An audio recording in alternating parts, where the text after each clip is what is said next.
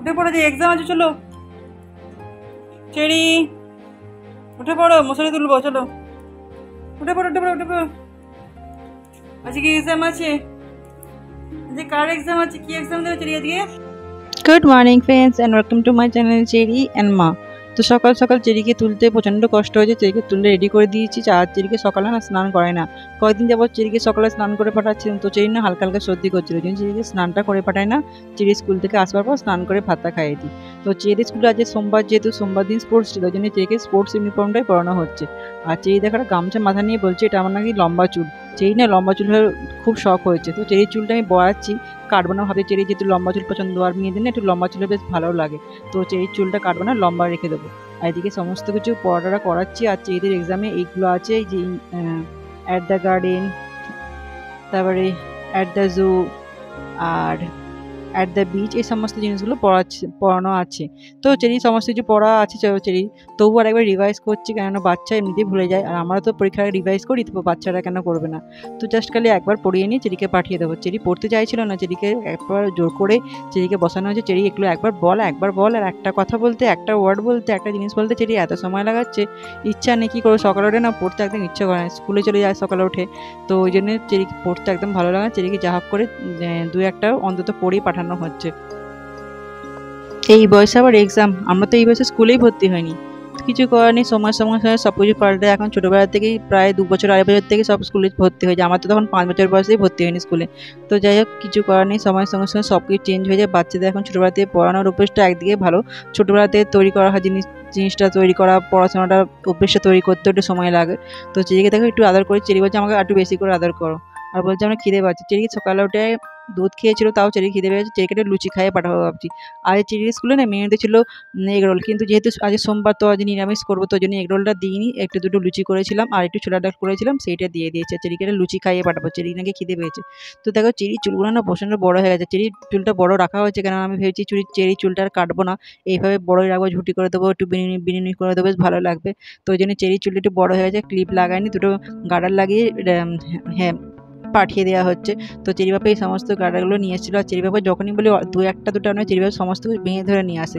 Cherry বাবা বলে যখন দরকার লাগে তখন অল্প অনেক কিছু লাভ নেই, বাচ্চাদের জিনিস তো কখন ছিঁড়ে ফেলবে, কখন হারিয়ে ফেলবে, তো একটু বেশি করে আনাই ভালো।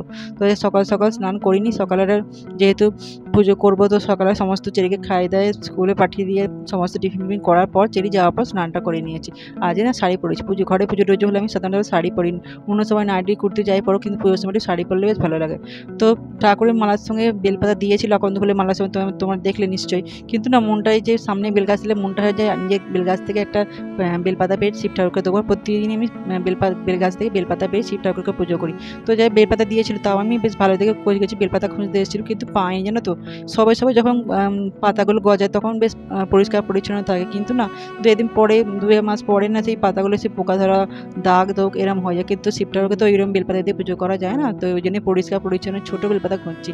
তো অনেক কষ্টের পর একটা দুটো বেলপাতা পেয়েছি, এবং যেহেতু চেরি পাপা পুজো করবে, তো দুটো বেলপাতা তুলবো, একটা চেরি পাপার একটা আমার। তো এখনও সন্ধান চলছে সঠিক বেলপাতা খোঁজার। তো এই দিকটা এসছি, দিকে না ওই দিকটা করে বেশ কচি ডাল গজিয়েছে, তো ওইদিকে অনেক কচি বেলপাতা আছে। তো দেখে দুটো মোটামুটি পরিষ্কার দেখে তুলবো। আর ছোটো ছোটোগুলো যেগুলো একদম গজাচ্ছে সেগুলো তবু পরিষ্কার পরিচ্ছন্ন যায়, যেগুলো একটু বড় হয়ে গেছে সেগুলো প্রচণ্ড দাগ, কোথায় পোকা খেয়েছে, এই সমস্ত হয়ে আছে। তো আমি এই দুটো বেলপাতা পেয়েছি মোটামুটি ঠিকঠাক, তো এইগুলো দিয়ে পুজো করবো। যদিও বেলপাতা দুটো আছে, তবু গাছের বেলপাতা পেরেই পুজো করব। তো এখন কাটতে বসেছি ফল। আর চেরি পাপা নিয়ে এসে 2 রকম ফল, আপেল আর আম নিয়ে এসেছিলো। তো এদিন যাবৎ কী হয়েছে কি জানি, আপেল বলো বা ঢ্যাঁড়স বলো, চেরি পাপা না যা সমস্ত কিছু আনছে না, সেই কালারগুলো না ঠিক নয়। আপেলের কালার সাধারণত লাল আমরা দেখেছি, কিন্তু এই আপেলটা না একদম ফ্যাকাশে। আর আপেলের খোলাগুলো ছাড়িয়ে দিচ্ছি, কেননা আপেলের খোলা ছাড়িয়ে খেতে অনেকেই ভালোবাসে, ঠাকুরকে দিচ্ছি। তো চেরি পাপা বলেছিল ঠাকুরকে গোটা ফল দিতে, আমি বললাম প্রতিবারই পুজোর সময় গোটা ফল দেওয়া হয়, তো এবারে কুচিয়ে দেবো। তো ওই জন্য সমস্ত ফল কুঁচে দিচ্ছে। আর যে নিত্য পুজো করার জন্য প্লেটে সমস্ত ফল নকুলদানা সব সাজিয়ে নিচ্ছি। তো সমস্ত কিছু প্রিপারেশন হয়ে গেছে। আর শুধুমাত্র দইটা আসেনি, দইটা দিতে দেরি করেছে, দইয়ের জন্য দেরি হলো পুজো করতে, নাহলে একটু আগে পুজো করা হয়ে যেত। তো যাই হোক, রান্নাটা আমার কমপ্লিট হয়ে গেছে। লুচিটা পুজো করার পরেই একবারে ভাজবো। তো সমস্ত কিছু তৈরি করা আছে, প্রিপারেশন করা হচ্ছে। আর ঘট সমস্ত কালকে ঠাকুরের বাসনগুলো না মেজে রেখেছিলাম। কোনো পুজো বা অকেশন হলে না আমি ঠাকুরের বাসনগুলো আগে দিয়ে মেজে রাখি, সেই দিনের দিন হয়ে ওঠে না। তো এই ঘরটায় এই স্বস্তিক চিহ্নটা আঁকছি। তো আমি না ভালো স্বস্তিক চিহ্ন আঁকতে পারি না। আগে তো আমি স্বস্তিক চিহ্ন আঁকতেই পারতাম না, তো ভুলভাল আঁকতাম। তোমরা দেখেছো গণেশ আমার ঠিকঠাক হয়নি। তো এবারে না যখন সেই সত্যনারায়ণ দিয়েছে তখন বারণ ঠাকুর মশাই থেকে ঠিকঠাক দেখে নিচ্ছি কীভাবে করছে না করছে। তো সবাই তো সব কিছু পারে না, আর আমি যেটা পারি না সেটা সবসময় তোমাদেরকে বলে দিই আমি পারি না জিনিসটা। তো সেটা বলতে আমার কোনো রকম লজ্জাও হয় না। তো যাই হোক, সবাই তো সব কিছু পারে না। দেখো এই যে আড়ির না এই ঘরটা তোমাদের বলেছিলাম, এই ঘরটাতেই এর সময় ধনতেরাসের সময় চেরি বাবা কিনেছিল।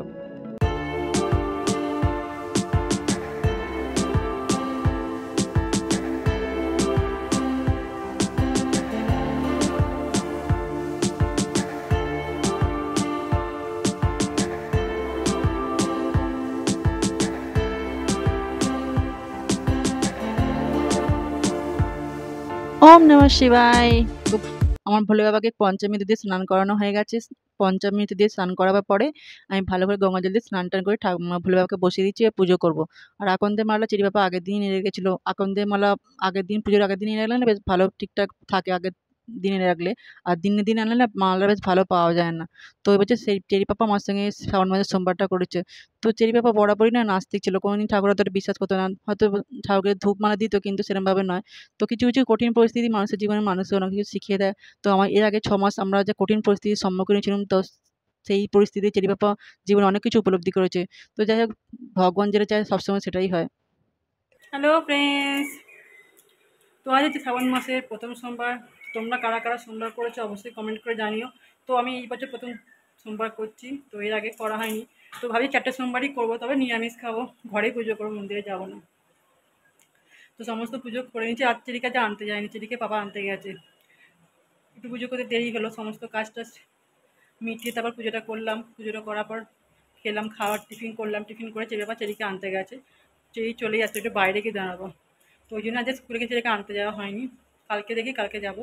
এই সোমবারগুলো ভাবছি এরমভাবেই চেরি পাপাকেই পাঠিয়ে দেবো, আমি আর যাবো না।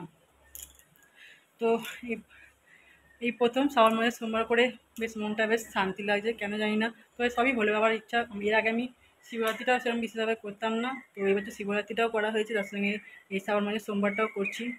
তো সবই তারই ইচ্ছা, সে যখন তার থেকে পুজো নিতে চায় তাকে সেভাবে করতেই হয়। তো যাই হোক, আমার তো খুব ভালো লাগছে সোমবারটা। তো এখন যাবো বাইরে, দাঁড়াবো, চেয়ে আসার সময় হয়ে গেছে। তো চেরি চলে এসে পাপার সঙ্গে স্কুল থেকে বাড়ি, আর আসার সময় কিনে নিয়ে এসেছে বিস্কিট। তো চেরি স্কুল থেকে যখনই বাড়ি আসে তখন আমি চেরিকে জিজ্ঞাসা করি আজ ম্যাম কি পড়িয়েছে, স্কুলে কী হয়েছে, ফ্রেন্ডদের সঙ্গে কী করেছে, সমস্ত কিছু জিজ্ঞাসা করি। একটা ভালো অভ্যাস তৈরি করার চেষ্টা করছি, কেন সব কিছু জানা দরকার মায়েদের। আর মায়েদের সঙ্গে মেয়েদের সঙ্গে বন্ধুর সম্পর্ক হওয়াটাই উচিত। আমার মায়ের সঙ্গে যেন আমার যেন বন্ধুত্বের সম্পর্ক, তো আমরা সমস্ত কিছু কথা শেয়ার করি। তো এখন বাজে বিকাল 5:30, আর করবো একটু আলুর দম। সকালবেলা করেছিলাম লুচি আর ছোলার ডাল, তো সমস্ত কিছু শেষ হয়ে গিয়েছিলো, বেশি ছিল না। আর আমি অল্প করে করেছিলাম, জানি বিকালে একটু করবো। আর আলুর দমটা না, ঝাল ঝাল আলুর দমটা উপোসের দিন বেশ খেতে বেশ ভালো লাগে। তো আলুর দমটা মোটামুটি হয়ে গেছে, এবার বসেছি চা। তো চেরি বাবা সেই পুজো করার জন্য হাফ প্যাকেট দুধ নিয়েছে। দুধটা পুজো করার পর প্রায় অনেকটা ছিল। তো চেরি বাবার জন্য 1 গ্লাস ফুটিয়ে রেখেছে, আর আমি করছি দুধ চা। যেন দুধ চা খেতে খুব ইচ্ছা করছিল, জন্য করে ফেলেছি দুধ চা। Good evening friends. তো রান্নাঘরে সমস্ত কাজ সেরে আমি বসে পড়েছি চা নিয়ে। তো তোমরা দেখলে আমি দুধ চা করছিলাম।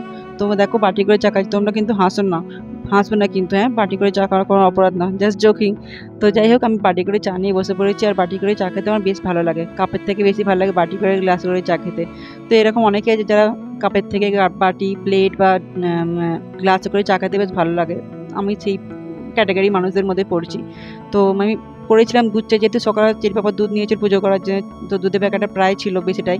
তো যাই হোক, চেরি পাপাকে দুধটা ফুটিয়ে 1 গ্লাস মতো রেখে আমি বাদ প্যাকেটে চা করে নিয়েছিলাম। তো চাটা করে নিয়ে বসে পড়েছি তোমার সঙ্গে কিছু কথা ডিসকাস করবো বলে।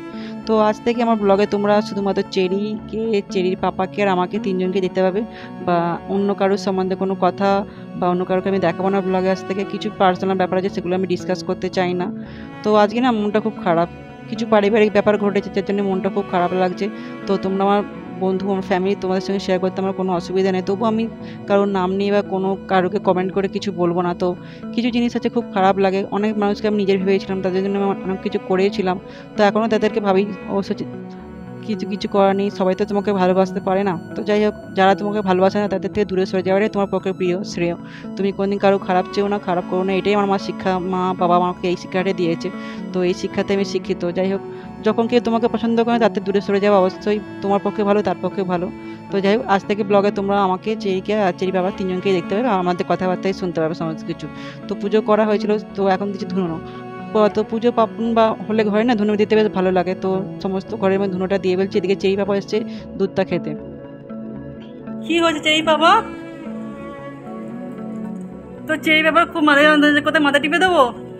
মাথার পেছনে দেখো, আমি একমাত্র বউ, আমি বউ ছাড়া কেউ নেই জগতে।